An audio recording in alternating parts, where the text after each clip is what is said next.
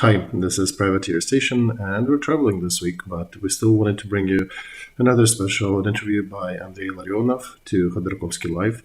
They discuss Putin's recent message internally in Russia in the face of his re-election activities, or so-called election rather. If you have watched our streams close enough, you know that Andrei Illarionov is the economist, politician, former advisor to the president of Russia in the very early 2000s. Here he's a guest of the Inhale Exhale program on the Khodorkovsky Live channel. And they go over interesting topics. Is Donald Trump really more dangerous to Vladimir Putin than Joe Biden? How has NATO's military power grown? What is the role of Barack Obama in the current situation in the world? And what to expect from the US presidential elections? How can it reflect on the global scale? How can Trump stop the war in Ukraine? Can he? Our special thanks today go to our supporters, Andrei Patinko and ex-Gaidamak. Thank you guys for supporting our channel. You do help us to create these materials. Everybody else, please click subscribe, like button, and join if you can. And with this, let's deep dive into this interview. Enjoy.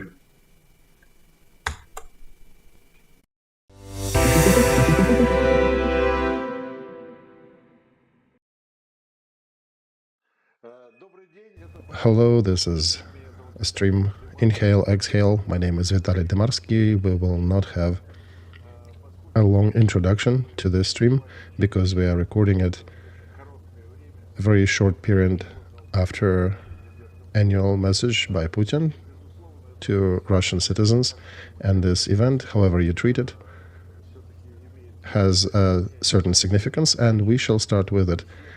We are starting our conversation with Andrei Illarionov, the economist, who, as we remember, at the early 2000s was the economic advisor to President Putin.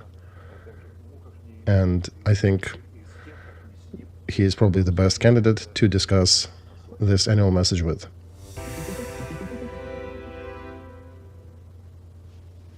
Andrei Nikolaevich, let's start with this. What were you expecting the most from this message? Were you expecting more conversations about what is called special military operation? Or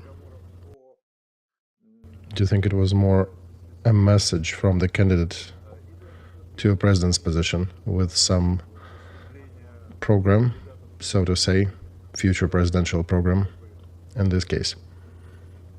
I honestly expected, since it was 2 years since the beginning of the special military operation, as Putin calls it,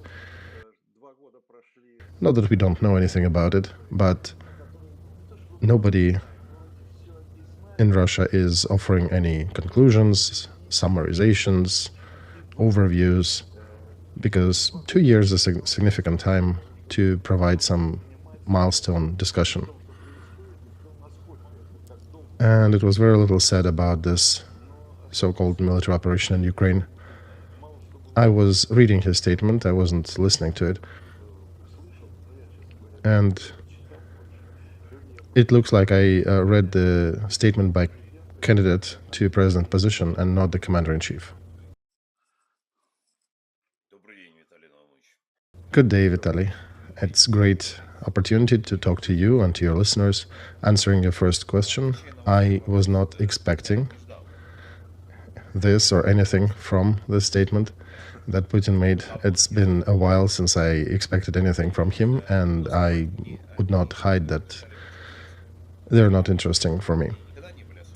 They were briefly interesting for me when I actually participated in creating these statements quite a few years ago, but right now I really have no interest. But unfortunately, I do have to follow the message because it is an important document to understand the evolution of propagandist stereotypes and positions offered for citizens of Russia and people of the world.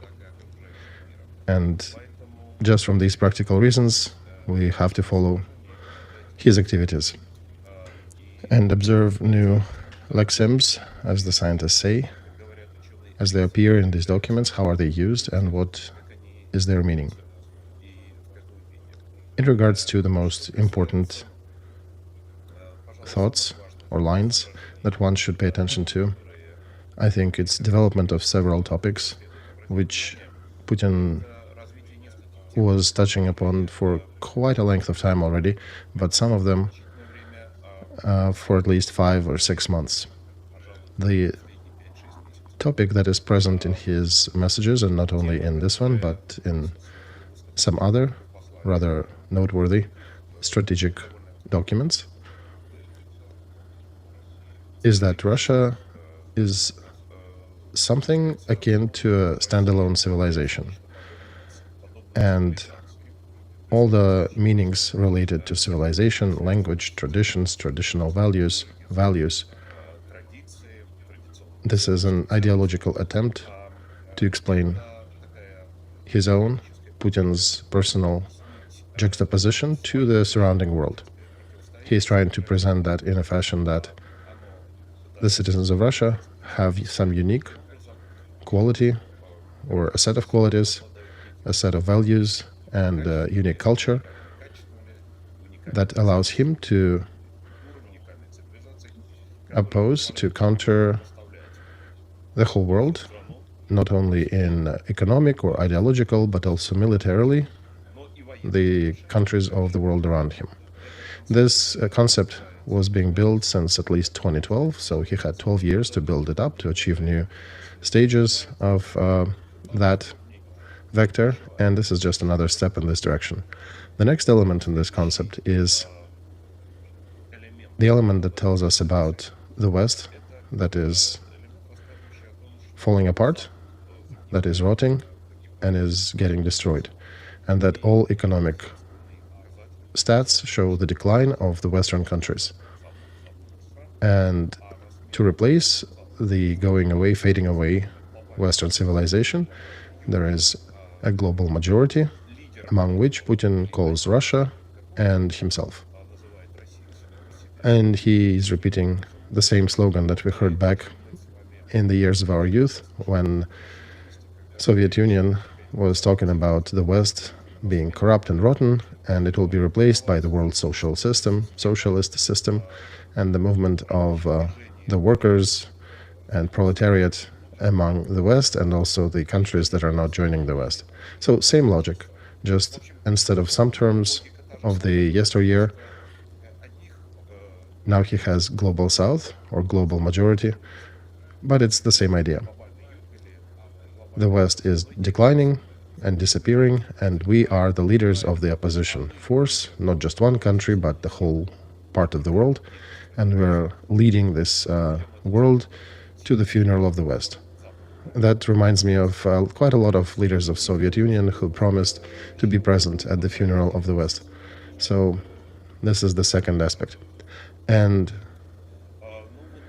the third element is that it's not just decline and dying of the West, but also it's a global struggle, global fight, in which framework the war against Ukraine is a significant element, and resistance to all of the Western countries. And Putin today most energetically was saying that his main opponent now is not Ukraine, but United States of America.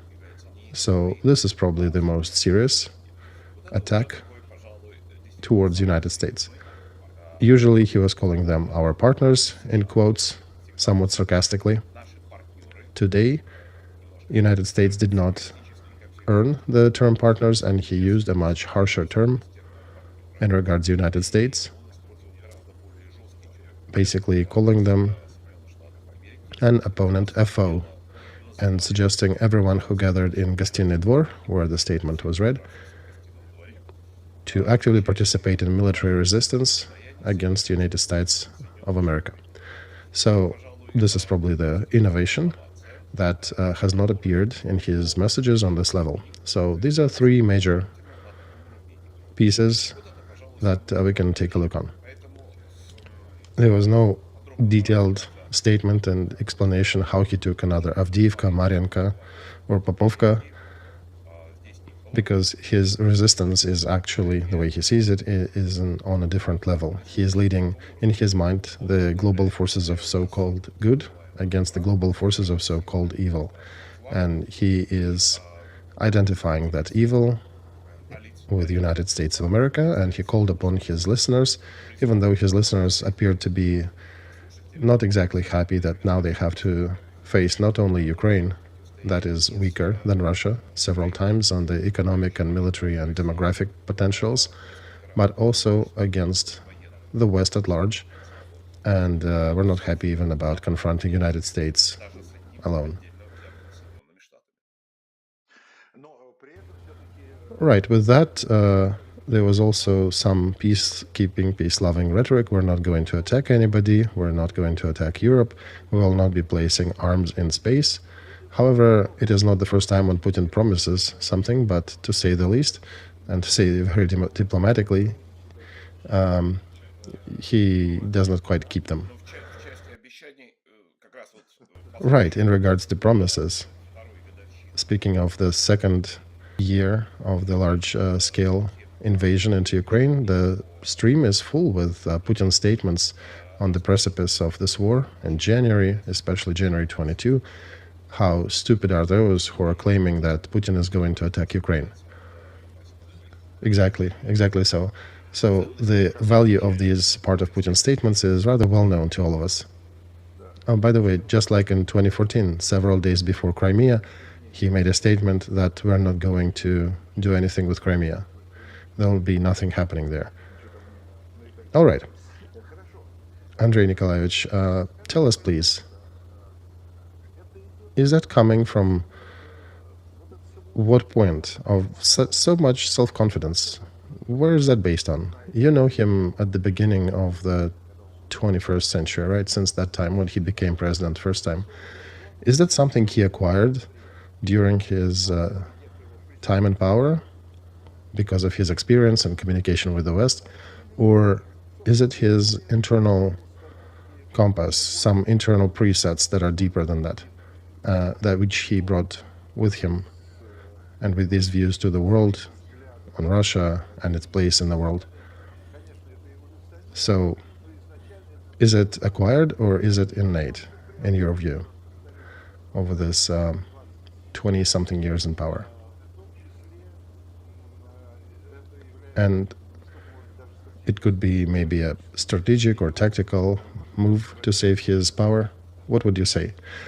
Well, one can write dissertations and books about this topic and perhaps even win a Nobel Prize for that. But when we see Putin on the horizon of the national politics in Russia, that was June of 1999. This was operation in Kosovo, so-called the paratroopers' march to Pristina, occupation of the airport in the capital of Kosovo. And this operation was led, as it is well known, by two men. And the civilian political level, it was Alexander Voloshin, whom we mentioned in one of the previous streams, and Vladimir Putin. As it is known, Yeltsin had nothing to do with giving this order and managing this operation. He learned about it probably about a day after it was conducted. And going over that operation, which was absolutely pointless from military, geopolitical, geostrategic point of view, we can find only one reason for its conduction.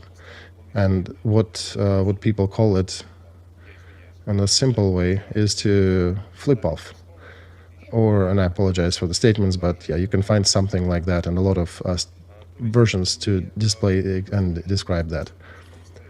So they basically sent a big FU to the West or part of the West, while they cannot resist it actively, but they engaged in some publicly notable action that showed that Russia and Russian armed forces and Russian special services are still at the notable level and have enough potential and resource as the resources of the combined West. With that, of course, provoking reaction, first of all, that can lead to escalation, and to a rather dangerous escalation that puts not only certain regions or continents like Europe on the brink of a large-scale war. That was in June of 1999, and it was in the same way in February, March 2014, and in February of 22. And once again, it is being repeated in the February of 24. This is what is called in English, there's a special term, brinkmanship, which is a risky maneuver, risky politics. And it wasn't the same maneuver back in 2008 in regards to Georgia. It's the game of who blinks first, for different reasons, because sometimes Western leaders are indeed weak. Sometimes they just want to avoid a dangerous escalation and confrontation. But in the majority of cases, they would make a step back, being concerned that the actions that are being carried out by their so-called partner might consciously or unintentionally bring upon a very difficult consequences to the whole world.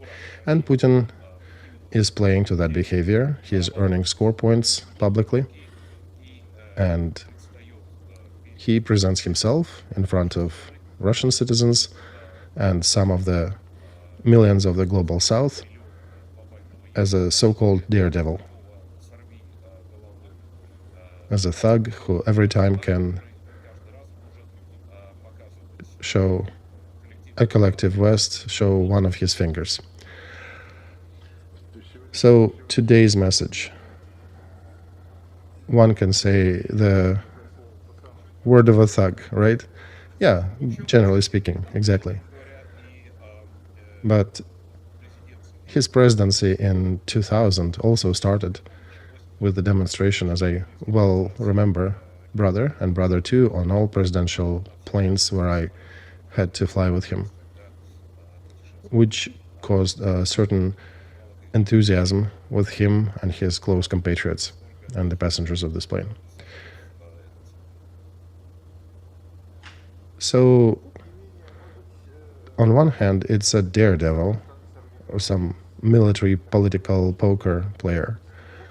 On the other hand, the West is demonstrating continuously weakness, probably, right? I think it's the right word,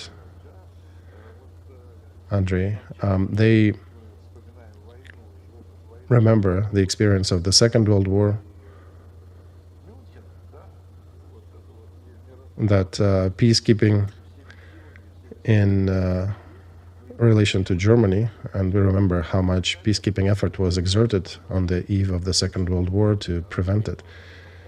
But now we have Macron saying that France might send some troops to Ukraine. There is a joint chorus in Europe saying that Macron probably misstated something. We are not going to send anybody there. There will not be an extra escalation of this conflict. Do you think we should trust West in this regard? I think you probably have a better understanding of it because you're not living in Russia currently. Do you think they are indeed weak, as Putin thinks? Or is it a game as well? And in a certain moment, they might show their muscles. It depends, Vitaly, it depends upon the personal leadership of the Western countries. And of course, the biggest country of the West, the United States of America. Everybody knows how the West was during the times of Margaret Thatcher and Ronald Reagan. We remember the West during the times of Winston Churchill and Franklin Roosevelt. This is one West. And there is a very different West in the times of Joe Biden or Barack Obama or Jimmy Carter. These are two very different Wests. And here it is important not so much which political party was American president a member of, because, for example, Roosevelt and Truman, they were both Democrats, and they were leading a very harsh and very strong politics to defend the ideals of freedom and democracy on the global arena. And just as a strong position was led by Ronald Reagan and Donald Trump. And in this regard, if we're not talking about history, but just looking at the recent events, we see a catastrophic difference between actions on one hand, Barack Obama, who drastically reduced military expenses, both the United States of America and also played to shrinking military expenses of the NATO countries, as a result of which NATO, at least on the European continent, has lost the capability to conduct even defensive operations. And on this backdrop, Biden continues the same politics. And from the point of view, both military expenses and behavior, as we see an endless row of defeats, the authorship of which belongs to Biden and his command: Afghanistan, Iran, Middle East, Iraq. And during recent attacks on American assets on the territory of Iraq, in Jordan, in Red Sea, United States missed the first 100 attacks. Not a single response was initiated. On this backdrop, Donald Trump, compared to Biden, achieved the turning of trend in relation of military expenses in Europe, and in 4 years he fully compensated that catastrophic shrinking of military expenses of NATO that was done by Obama. He turned the trend. He reached the goal that our European allies and NATO started to increase their expenses, their military expenses, as the percentage of their GDP as it was required by the agreement. And Trump's behavior led to the fact that not a single noteworthy aggression by Putin was started under Trump. Putin initiated his aggressions under all American presidents, under Clinton, under Bush Jr., under Obama, under Biden, but has not started any new aggression under Trump. And he behaved himself very accurately, as well as the North Korean dictator also behaved better. The number of terrorist attacks of the Palestinian terrorists against Israel and Israelites dwindled. And even on the Donbass front line, the numbers of Ukrainian troops that were dying from the fire by the separatists supported by Putin's Russia dwindled by 16 times under Trump. So we need to draw a distinct line. There was never a joint West. It doesn't exist now. And there are different Western leaders. Some of them can use their potential and resources, from economic, diplomatic to personal, in order to hold hooligans on the global field, on the global arena, hold them away from irresponsible behavior. And there are weaklings who are not only conducive to that behavior, but also even helping them. So during the 4 years of Biden, it is not surprising that the system of the global security is falling apart. And since the first appearance of Biden on the global political arena at the end of 70s, he started toying with Soviet leaders, offering them deals on Soviet dissidents. Then there were transfers of Vietnamese who ran from the communist attacks to United States.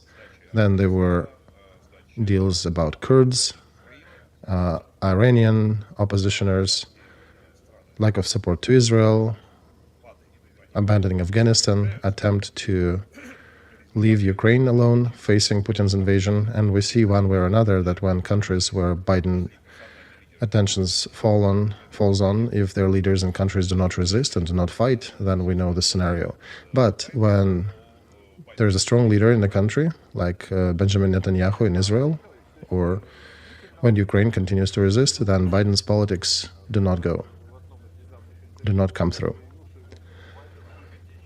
Andrei Nikolaevich, Putin recently, I think, spoke the truth. In one of his recent interviews, he did mention that Biden is more advantageous in his view for his politics than Trump. He made a reference that Biden is failing to really help Ukraine, and one can expect anything from Trump comparative to him. So people were considering that Putin's power is more interested in return of Trump. If you remember, when he was elected first time, they actually had a round of applause in Russian Congress, in Duma, Right. This is going back to the misinformation campaigns, because if you go and observe what Kremlin was doing during the election campaign of 2016, Kremlin actually was aiding Hillary Clinton. And there are real confirmations. It was not a big participation, let's be frank, at least from what we know. But there were no signs or any traces of Putin's system helping Trump elections. And that famous Steele dossier that was used to discredit Trump was created by an order and with help of Soviet or Russian special services. And that was used largely to discredit President Trump in the West. So Kremlin took a position that outwardly, in the face of some Zhirinovsky, they were displaying their love to Trump, but in reality they were resisting Trump's appearance by any means necessary. And in 2016, the chance that was given to Trump to win these elections was rather small, so the scale of that effort was rather small as well. Most America thought that Hillary Clinton would prevail on the elections. All the experts' opinions were supportive of that. So there was the same opinion in Kremlin, and that's why they were somewhat meddling in Trump's election campaign to try to hit it, to shoot him down, but not to a degree that he actually deserved to be meddled with if they wanted to stop him. And recently, Putin is really concerned because there are different signs indicating that Trump is the most likely winner of the next election cycle in the US.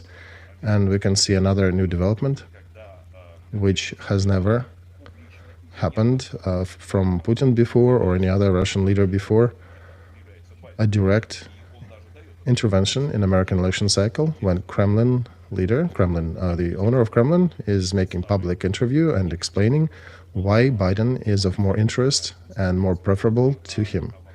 And he's speaking blatantly that Biden is old, incompetent, weak, he doesn't understand a lot of things. He hits his head on different things, including the entryway to the presidential helicopter. And Putin cannot refrain from dropping these sarcastic jokes about President Biden. And he keeps indicating in different public speeches how much Biden is favorable for him, that Biden is incapable of providing any resistance to his ideas and actions, and how he is concerned about Trump, under which Putin turns into a sheep, basically. It was under Trump that Russian PMC Wagner suffered a serious defeat in Syrian Hasham. 200 of Wagner troops were eliminated. And Putin in 2017 has not said a word, neither back then nor ever since. Nor Lavrov, nor his spokesperson Peskov or Zakharova or any of the other Kremlin propagandists. So they speak about other sufferings and of their so-called friends and partners, but here, when a rather significant group of Wagner troops was destroyed, there was not a single word said. And it happened during the times of Trump. It was understood that it was Trump's order that led to this event. Andrei Nikolaevich, then how can we explain the general impression that is prevailing with a lot of media that Trump's ascendance to presidency would mean a defeat to Ukraine, that he is saying to stop this war? He is implying that they will fix the war in a current framework and current borders, and Putin will essentially achieve what he wanted. Where does this misinformation come from? Or is it what Trump is making in his statements? Well, what you said, it's not exactly true. I would say over half of citizens of United States are supportive of Trump.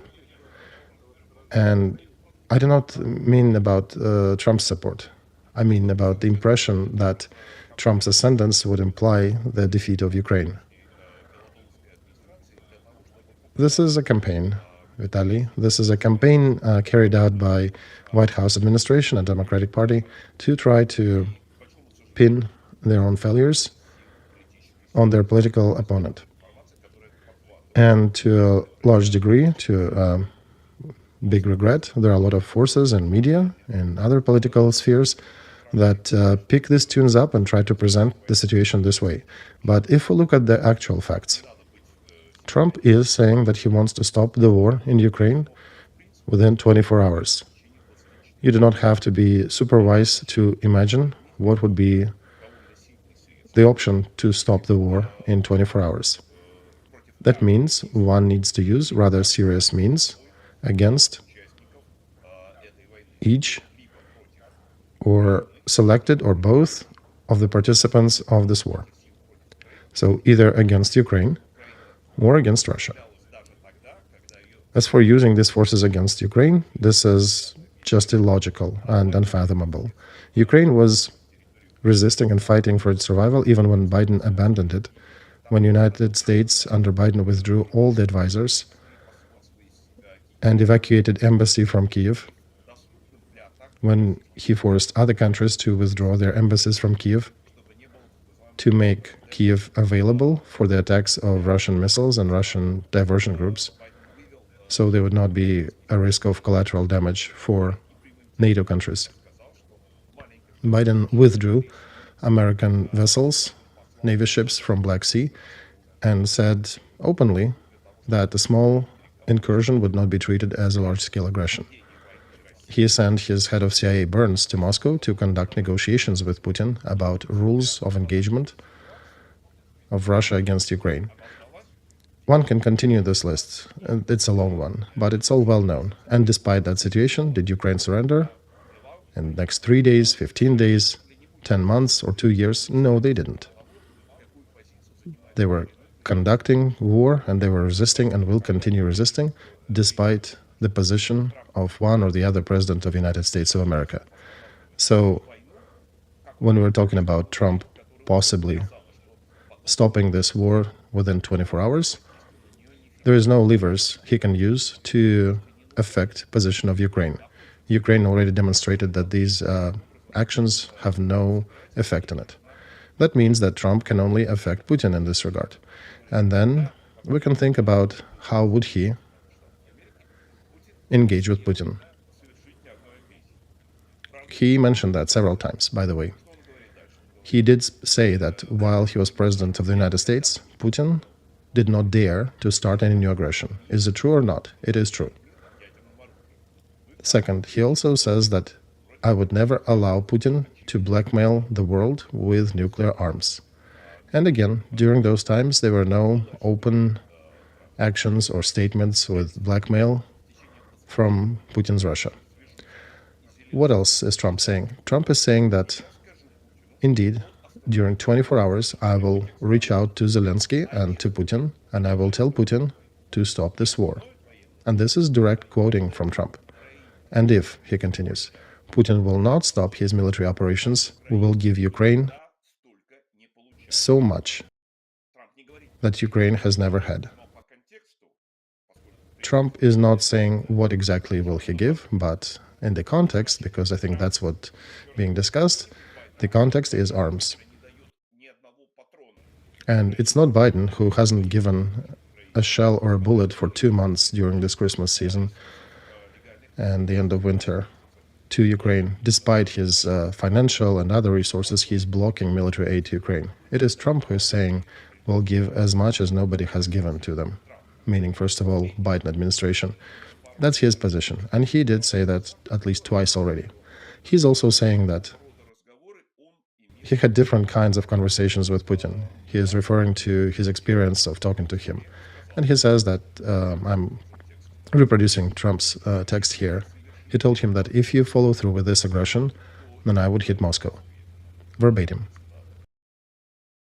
Possibly, these explanations that Trump is giving in his speeches actually explain why Putin did not start any new aggression during 4 years of Trump.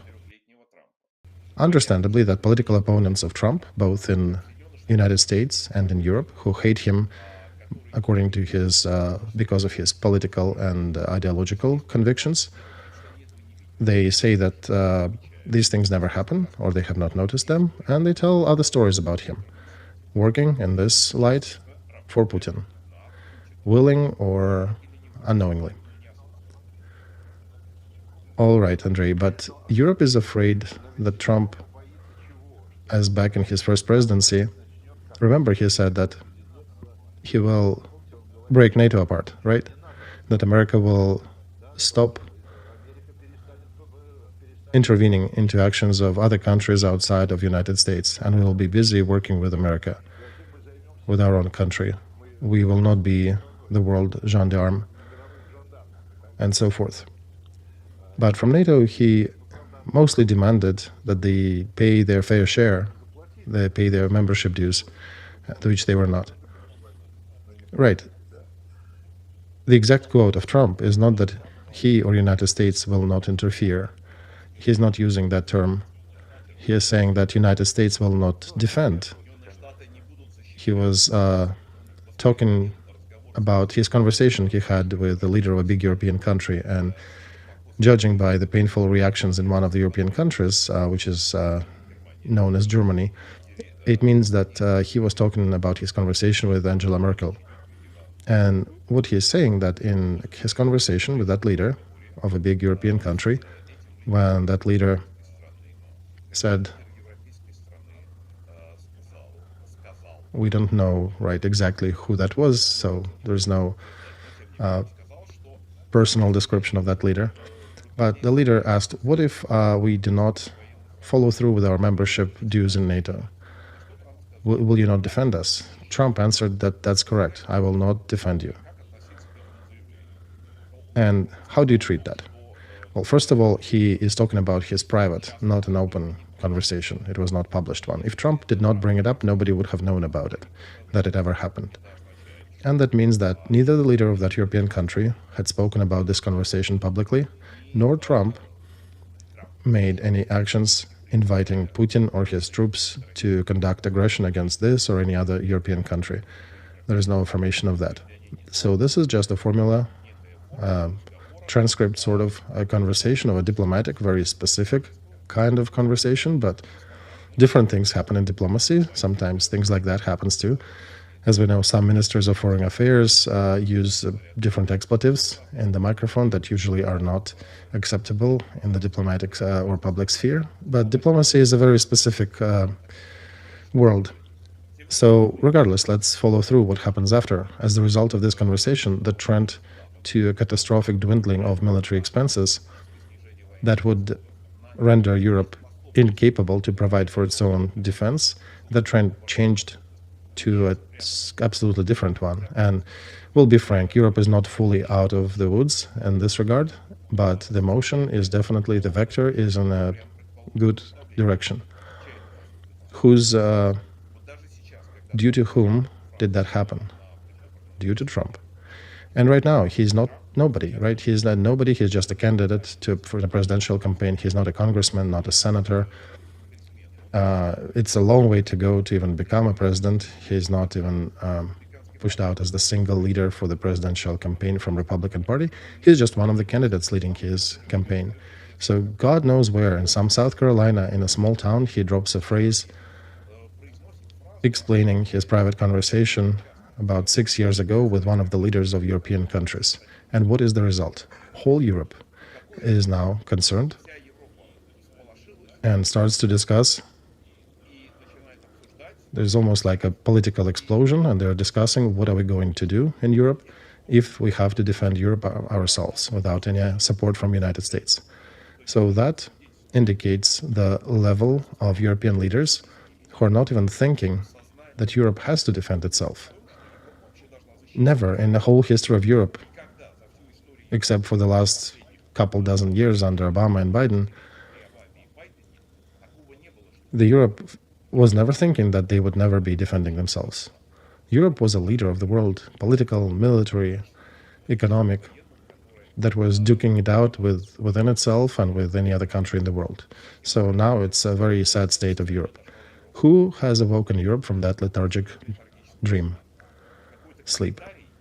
Just a commentary. One phrase pronounced in a other hemisphere in a small provincial town during some pre-election campaign. What is Europe doing now? Now they're discussing how do they increase their military expenses, how they need to review the security concepts, how they need to review and change the system of intel and coordinate between each other. So just with one phrase, not President Biden, who has been for 3 years